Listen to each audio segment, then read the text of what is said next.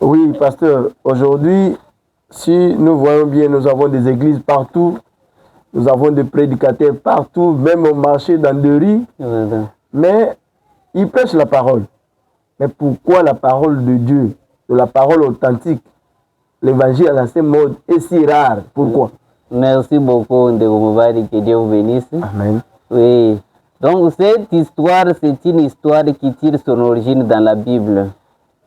Vous savez, à l'époque d'Élie, les sacrificateurs, à l'époque de Samuel, la Bible dit, c'est dans 1 Samuel chapitre 3, que la parole était rare en ce temps-là et les visions n'étaient pas fréquentes. Alors, quand la parole était rare en ce temps-là, ça ne signifiait pas qu'il n'y avait pas des églises. Il y avait des églises, il y avait des sacrificateurs, des prédicateurs, mais la Bible dit que la parole était rare. Pourquoi alors? Alors, la raison en était que la parole était là, mais elle était étouffée. Toutes ces églises-là, au lieu de prêcher la parole de Dieu, ils prêchaient des commandements des hommes. Ils prêchaient des choses pour plaire aux gens. Ils étaient à la recherche de la popularité.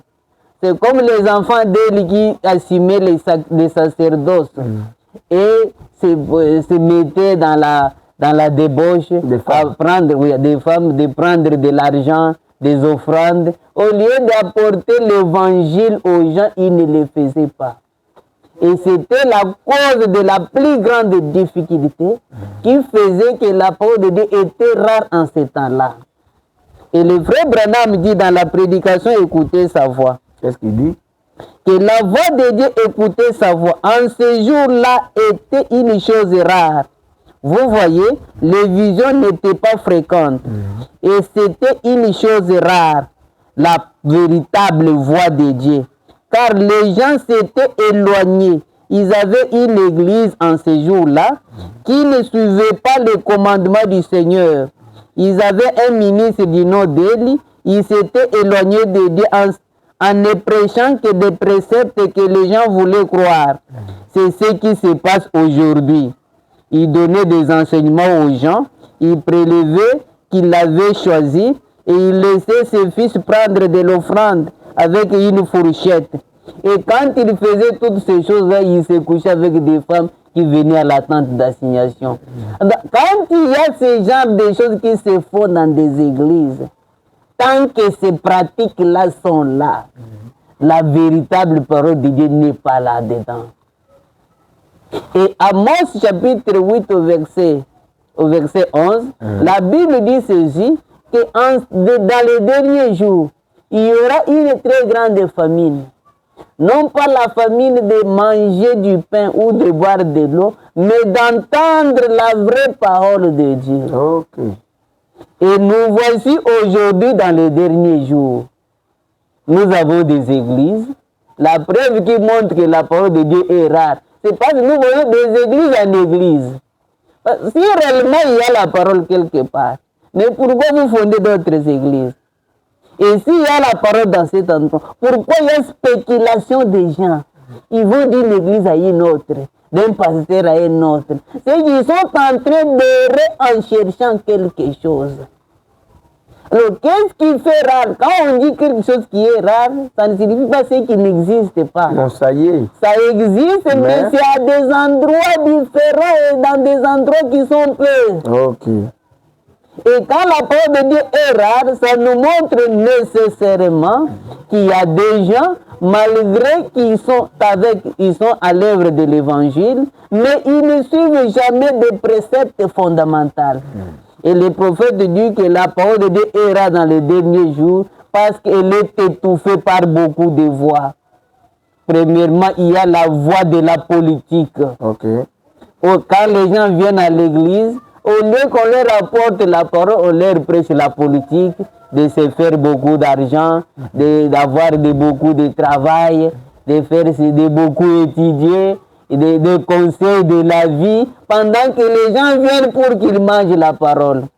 C'est la voie de la politique. Et autre, c'est la voie du péché. Le péché qui commence à la chair jusqu'au banc. Des pasteurs qui tombent, ce sont des histoires, il est tombé, il a engrossé, il a fait ceci, et c'est le péché qui domine dans l'église. Or, Dieu est saint. À cause de sa sainteté, il ne peut pas utiliser une vase qui est sale. Ah oui. Et c'est ce qui fera que nécessairement la parole authentique de Dieu ne peut pas se retrouver dans cet endroit-là. Ils vont lire la parole. Ce sont des préceptes des humains. Parce que la parole de Dieu, frère Branham, dit que je préférerais vivre pour moi une prédication avant de m'en prêcher une. C'est plus que c'est ce qui donne la puissance de la parole que tu donnes. Mais si les gens reçoivent une parole que toi tu leur prêches, qui n'a aucune vie en toi, cela ne sera rien, ne servira à rien. C'est comme quelqu'un qui parle quelque chose de la politique.